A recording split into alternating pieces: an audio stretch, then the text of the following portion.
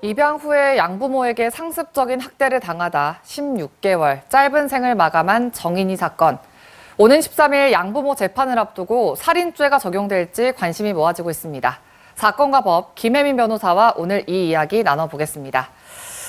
네, 현재 정인이 사건에 대해서 애도와 함께 국민적 공분이 커지고 있는 상황이죠. 네, 그렇습니다. 정인이는 2019년 6월생으로 생후 7개월 무렵인 작년 1월 양부모에게 입양됐는데요. 양부모에게 입양된 지 271일 만인 작년 10월 13일 결국 사망하고 말았습니다. 사망 당시 정인이는 비쩍 마른 상태로 온몸에 멍이 있었고 소장과 대장, 췌장 등 장기가 손상돼 있었으며 양쪽 팔과 쇄골, 다리 등에서 부러진 시기가 다른 골절이 발견됐습니다. 이에 많은 사람들이 공분하면서 정인이의 죽음을 애도하고 있는 상황입니다. 네, 정인이 사망의 직접적인 원인 중에 하나가 췌장 절단에 의한 복강막 출혈이었다고 하는데요. 네. 먼저 전문가 이야기부터 들어보시죠. 일회성으로는 그렇게 손상이 나타날 수 있지 않고 누워있는 자세에서 복부를 이제 발로 밟으면은 이제 그런 손상이 심하게 나타날 수가 있습니다. 네, 이렇게 상습적인 학대 정황에도 양부모는 사고사를 주장하고 있죠. 네, 그렇습니다. 양부모는 정인이의 죽음이 사고라고 주장하고 있는데요. 양부는 소파 위에서 첫째랑 놀다가 둘째 정인이가 떨어졌다고 주장했고 또 정인이를 흔들다가 실수로 떨어지면서 의자에 부딪혔다라는 주장도 한 것으로 알려졌습니다. 네, 다음 주에 재판을 앞두고 있는데 현재 양모가 아동학대 치사 혐의로 구속 기소돼 있습니다. 네. 그런데 살인죄로 처벌하라는 목소리가 높은데 네. 가능할 걸로 보십니까? 예, 가능할 걸로 봅니다. 일단 현재 양모는 아동학대 치사로 기소가 되어 있는데요. 아동학대 치사라는 것은 원래 아동학대를 할 때 본래 죽일 생각까지는 없었는데 결과적으로 죽음에 이르겠다는 것으로 기본적으로 사망에 대해서는 과실범입니다.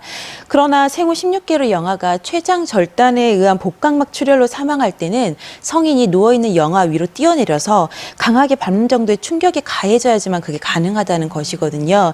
그런 정도로 심한 폭행을 할 때는 상식적으로 누구나 이 아이가 그로 인해 죽을 수 있다는 건 예견할 수 있다는 것이죠. 네. 그래서 이 사건의 양모에게 살인의 미필적 고의가 충분히 인정되는 경우로 보입니다. 참고로 지난번 방송 때 알려드린 동거남이 9살짜리 자녀를 캐리어에 감금시켜 죽게 한 여자의 경우에도 법원은 살인의 미필적 고의를 인정했고요.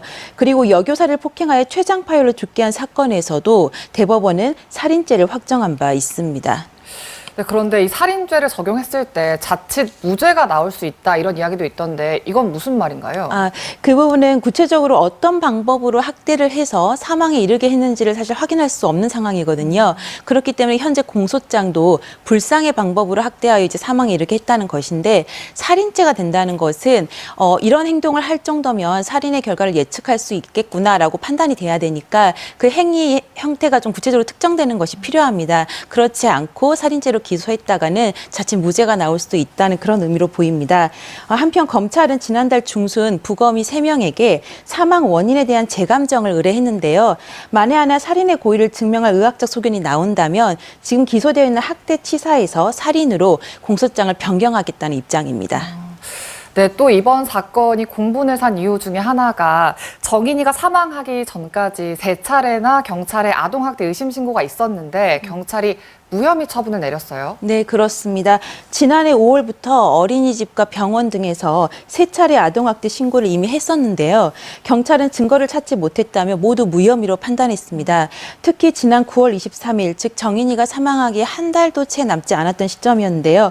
소아과 의사가 경찰에 직접 전화해서 학대 의심 정황이 있다라고 얘기했을 때도 경찰은 다른 병원에서 정인이를 진찰한 후에 무혐의 결론을 내렸는데요. 근거는 아동보호 전문기관이 작성한 아동학대 위험도 평가 척도 검사라는 게 있는데 거기에서 조치 고려 기준인 총점 4점에 단 1점이 모자라다는 이유였습니다. 네, 이렇게 정말 안타까운 사건이 다시는 또 다른 아이들에겐 절대 없어야 할 텐데 방지책이 어떤 게 있을까요? 네, 일단 아동학대 방지와 관련해서는 즉각 분리제도, 특히 이제 피해 아동이 신속하게 부모로부터 분리보호돼야 한다는 것을 골자로 한 아동복지법 개정안이 이미 국회를 통과했습니다. 네. 그래서 오는 3월부터 시행될 예정인데요. 이것만으로는 부족하고요. 일단 아동학대 신고가 들어오면 실질적이고 면밀한 조사가 이루어져야 되고, 아동학대 관련 조사자나 상담자가 부실 조사를 해서 아동학대를 미리 방지하지 못했다라는 것이 확인되면 그에 따른 제재도 필요합니다. 또한 아동학대 관련 전문 인력이 수사기관에 충분히 마련되는 것이 필요해 보입니다. 한편 또 이제 이 사건이 입양아동 사건인데요. 네. 입양아동 관리와 관련해서도 현재는 아동과 양부모의 결연이나 그리고 양부모의 적합성 판단이나 입양 이후의 사후 관리 등이 모두 민간 입양기관 주도로 이루어지고 있습니다. 그런데 이번 정인이 사건의 입양기관도 사실상 학대 정황을 파악하고 또 방치했다는 지적도 현재 나오고 있거든요. 따라서 민간기관 주도로만 할 것이 아니라 정부가 입양아동 관리에 적극 관여해서 실질적인 관리가 이루어져야지만 사전에 학대 유기 등을 감지하고 예방할 수 있을 것으로 보입니다. 네, 다양한 보완책들이 마련이 돼서 다시는 이렇게 뒤늦게 미안해하는 일이 없어야 될 것 같습니다. 오늘 이야기 여기까지 듣겠습니다. 고맙습니다.